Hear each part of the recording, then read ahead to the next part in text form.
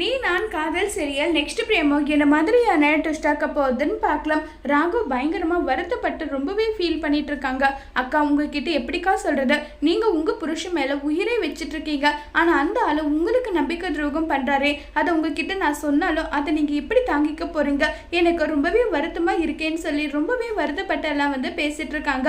இப்ப கரெக்டா அங்க வந்துடுறாங்க நம்ம ஆகாஷ் என்னாச்சுடா, நீ என்கிட்ட இருந்து ஏதாவது விஷயத்த மறைக்கிறியா, என்ன விஷயம் சொல்லுன்னு சொல்லி கேட்குறாங்க. அதெல்லாம் ஒன்றும் இல்லை, ப்ளீஸ்டா என்கிட்ட சொல்ல மாட்டியா, தயவு செஞ்சு என்கிட்ட விஷயத்த சொல்லுன்னு சொல்லி கேட்குறாங்க. உடனே ஆகாஷ் கிட்ட ரொம்பவே எமோஷ்னலாக ராகவ் எல்லா விஷயமும் சொல்கிறாங்க. அபியை முதல்ல நான் மீட் பண்ணேன், அபியை நான் காதலிக்க ஆரம்பித்தேன், அப்போ தான் அவளுக்கு கல்யாணம் ஏற்பாடெல்லாம் நடந்தது, எப்படியாவது இந்த கல்யாணத்தை தடுத்து நிறுத்தி அவகிட்ட என்னுடைய காதலை சொல்லலான்னு இருக்கும்போது கரெக்டாக கிருஷ்ணா இப்படி நடந்துக்கிட்டாங்க, நடந்தது எல்லாமே சொல்கிறாங்க.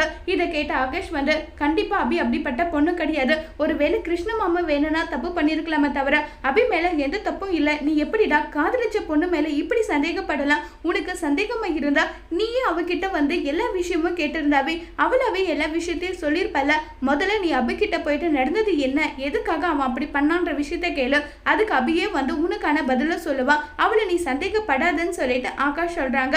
இப்ப ராகவ் என்ன செய்ய போறாங்கிறத வரப்போற எபிசோட்ல வெயிட் பண்ணி பார்க்கலாம். தேங்க்யூ.